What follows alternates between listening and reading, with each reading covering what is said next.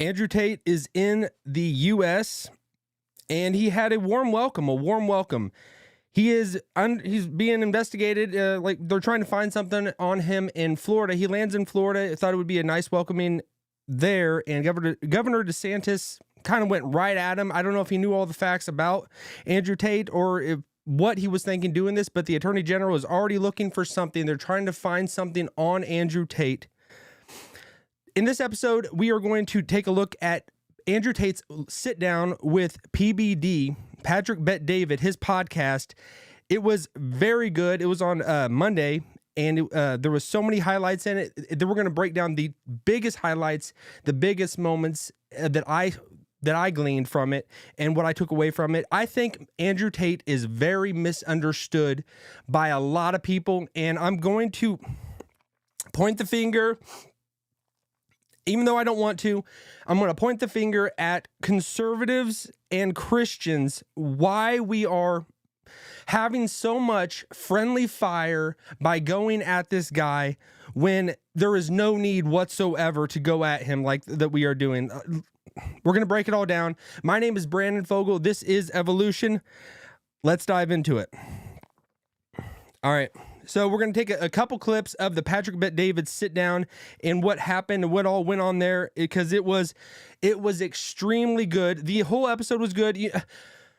And we're going to get, I'm going to actually just show the very first clip just so you kind of get an idea, because not everybody knows who Andrew Tate is. I think more of the rest of the world knows who Andrew Tate is as opposed to every United States citizen.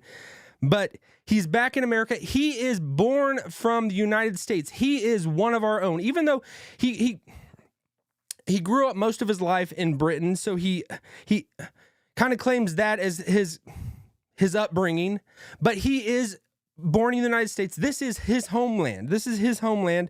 And I don't think we should be targeting him. There are so many things that Christians we could glean from him and take from him and implement in our lives. And there are so many things in his whole brand and his whole philosophy that we could get from. But we're going to take a look at quickly the first clip in Patrick Bet-David. This is towards the end. Towards the end, folks. But let's switch screens. Okay. Because the whole episode, he is Andrew Tate. He's fire throughout the whole episode. If you want a shot of adrenaline and a pill of just confidence, you start listening to Andrew Tate for just a little bit, and especially men, because his audience, his reach is primarily men, but not completely, and it's about bringing masculinity back to the forefront of our culture. And this fits in with the biblical worldview. The Apostle Paul said, act like men. So we're going to take a look at some of the things that I see why people disagree with him, and people are kind of shooting at him and just making a big deal about his life and about what he represents. But we'll break it all down, but let's first take a look at this first clip with Patrick Bet-David and their sit down. Do you have any plans of ever interviewing Trump? I think that would be a very interesting conversation. I'd love to talk to Trump. I mean, I really do think, I know everyone says he's a great president, but, even when he said he thinks of things I don't often think of, and that's really unusual for me because I like to think of everything. But when he sat down with Ukraine, he's like, no, I want $500 billion. Not only do I want to end the war, I want my money back with interest. That wouldn't have crossed my mind. I'm going to be honest. If I was president, I would have tried to fix the war. I would have thought, it's a war-torn country, fix the war. I wouldn't have been like, yeah, fix the war plus pay me. He's mineral deal. He is a gangster. He is a G. Trump is exactly the leader America needs, and I am truthfully praying that Vance is next. We can't go back. Gentlemen, everyone watching this show, there's a lot of people that feel euphoric because Trump has won, and they feel like the woke mind virus is gone and our enemies are gone. No, our enemies are plotting in the shadows. Our enemies are still using the judicial system and the judges to slow Trump down. Our enemies are still using the media to attack anybody with massive influence, myself, Trump, Elon, etc. Our enemies are still subverting white people into believing that their own race should go extinct via migration. Okay. As you can see, he is electrifying. He is electrifying, and he says a lot of just very hot, very button pushy things for a lot of people. You know, I mean, we have been so just culturally, politically, correctly mindset geared that we have to like embrace everything. Like if someone says anything about that goes a little politically incorrect, that we're like, we immediately are, the hair sticks back on our necks. We can't really think straight. We start seeing blurred things. We don't know what to think. So he says things that are dicey at times, and I understand that. But this was this moment right here. He completely backs Trump, and he's coming into the United States. And Trump, when they ask Trump, how did Andrew get released from Romania, and how is he coming to the United States? Trump is just flat out, straight out, just gangster. I don't know. And Andrew says the most man thing to do is to say, I don't know. If you don't know as a man, you don't, like, instead of just filling the air and saying something to make yourself look stupid, you know, and I've done that. I think we've all done that. But it's like, he says, just say, I don't know. This point, like, he says that Trump with the Ukrainian, like, he says that Trump is more gangster than him, because he says, Trump says to Zelensky, all right, we're going to stop this war, but also I want to get reimbursed for what we have paid for, what we have put down, the treasure that we have spent. And because Trump is always thinking next level, even more next level than Tate. This is a new wave of thought for all people, and specifically and primarily men. Because I mean, if this makes you uncomfortable, and I know it can, natural reaction can make you uncomfortable by this guy, by Andrew Tate, because he is all about being men stepping up and doing what you're called to do. Being what you're called to be in the fullest sense, don't backing down. And I think our natural tendency is to back down. Our natural tendency is to submit. We got to do it with wisdom. And this aligns completely with the Bible. There are things that he puts out there and people disagree with, that he's done, that he's said, that they don't like. But overall, like, when did we as, and I'm going to primarily focus at Christians, when did we become holier than thou? When did we become condemning and thinking that everybody else has to be Jesus Christ incarnate? Everybody else has to be perfect, and if they don't line with that, then I'm going to completely just cast them off. As opposed to, we are all sinners, we are all fallen, we are all working our way through this world. There's no one is better than anyone else. So like, I'm blown away and flabbergasted by the fact that we can look at Andrew Tate and not just at least take the good from what he's doing. Because there is a lot of good. There is a lot of good. I think if we just take that part of just rethinking how we are teaching young boys how to be and how to grow up and be like men, then I think we've got something completely seriously wrong. So I know Andrew Tate is not perfect, and no one is, and he's done a lot of things that people don't like. And sin is sin. Things that you do are wrong. They're wrong. Whatever, you know. That's what they are. We all have them. It's not like anybody is better than the other. And if you think you are, you're completely deceived. If you're looking at him and saying, "Man, that's the bad guy. That's the bad guy," man, you got to take a serious look in the mirror. A serious self-evaluation, because, man, I am the opposite of a good guy. And I don't think anyone is a good guy. Nobody, you know, and so Christians, don't get ourselves like, this is a guy that is a freaking warrior. He's going to do things that we disagree with. Everybody is. Everybody's going to do stupid things, you know? But it's like, don't take it like because somebody's done once in the past. And that's what they are. They are marked for life. I cannot accept them. I cannot look upon them. They are beneath me. They are beneath Christianity. They are beneath Christian culture. and morality. Christians, be better. I mean, and I don't want to do my own friendly fire. I mean, that's why we can have these discussions. We can point things out that we disagree with. As long as we are of the mindset, this is all about the kingdom of God. This is all about the kingdom of God. That's the thing that matters. The kingdom of God is coming.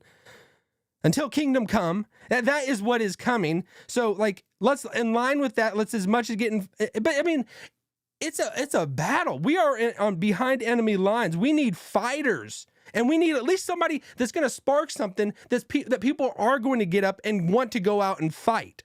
And this is a guy that can freaking fight. Literally, he was a fighter. He's a UFC fighter. So I mean,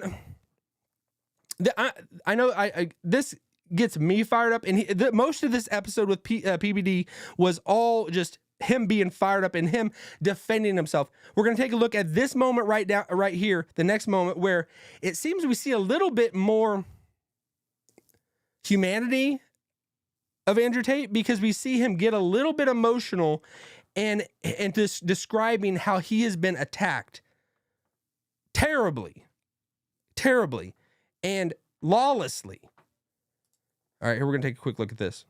That Trump himself could possibly ask for. You tell me what you want me to do, sir. I'm ready. Because I have been at the end of these people. I've felt the true fire that these people can inflict on a human. They've truly hurt me in a lot of ways. So I am ready to go full. I'm getting emotional. Because, no, I am. Because what they can do to somebody like me, at least I had financial resource. At least I had media outlets. Imagine I was a normal person with normal money. Imagine nobody listened to me. The wrap-up smear would have had me done in 2 days. I would have been bankrupt and in jail in 2 days, done.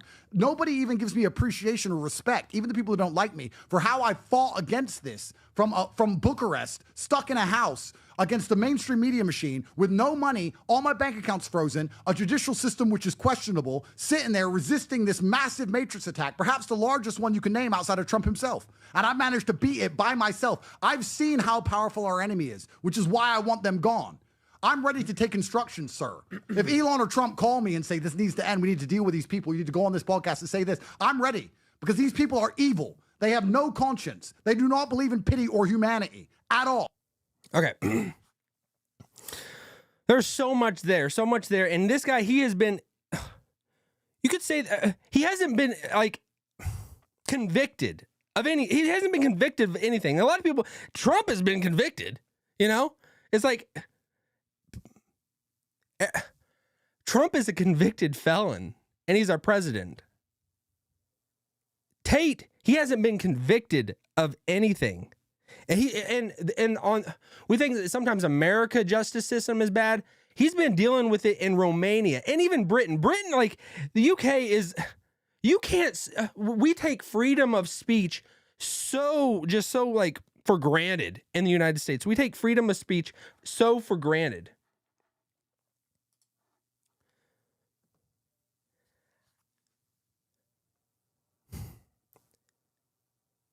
You could tell that Andrew Tate was seriously getting emotional. And he doesn't a lot of times. He doesn't allow that to come through. He's very hardcore. He's a guy that you would want to be in a foxhole with. I mean, you think about all the guys out there. That's a guy that I'd want to be in a foxhole with if we were in actual battle. And he lets his guard down. Maybe it's calculated. I don't know. I don't think it was. And even if it was, it doesn't matter. He says, I'm getting emotional, because you can be going through something and something just triggers something, a memory, and it's like a shot of something that just takes you back and you remember. So he's remembering. He's been actually in prison, in jail. They have not convicted of anything. They've had to throw out everything that they're throwing on him constantly, just berated constantly. And he comes to the U.S., and now we're doing the same thing to him. And I'm saying, Christians, conservatives, get behind this guy. He's a freaking warrior. He's a guy that we're going to want on our side. I think he's going to be on our side. He's going against the matrix, the woke mind virus that is out there. It's not calling for physical battle. but it's calling against a mindset, a zeitgeist that is out there that wants to destroy people. Christians, we want to save people. We want people to come to Christ. We want people to live. We want life. We want life more than death. And there's people out there that want to seriously destroy. Tate makes the point that Trump saved the world, well, at least Western world. If Trump had not won, and like you could say that Trump saved it, but God saved the world ultimately, but God saved it even temporarily with putting Trump, making that bullet go like 1 millimeter or 2 millimeters to the side of his head as opposed to taking off his head, that he is now our seated president. It seems like God's got a little bit more, he has a little bit more grace and time that he wants in this world to happen because he allowed Trump to be in office and not that people just to be completely eviscerated by the top echelons that want to destroy them. Because these people, Tate makes a point that if they're coming after me, and Trump always says this, they're coming after me, but really they're coming after you. I'm just standing in front of you. And if they can do this to Tate, and if they were unsuccessful, but they're not going to stop. They don't stop. And it's like, I'm not saying the people are the devil, but people can be incited by the devil. The whole world goes in the sway of the evil one. People that are in power and politics, the devil is definitely controlling so many things that we have no idea. And it's just clearly played out when people want to destroy a man. And I think when Christians want to destroy a man, a reputation, and speak about things that they don't even know, and understand that, man, he's not worse than anybody else. My God, he's not worse than anybody else, and he's not worse than you. And he's a freaking fighter. So I think Christians, conservatives, we can get behind this guy. I'm calling for it, I'm going to step out on a limb, which it shouldn't even be a limb to step out on. Get behind Andrew Tate. I know he's done wrong things. Everybody has. And he will do wrong things. I will do wrong things. I do things I regret every day.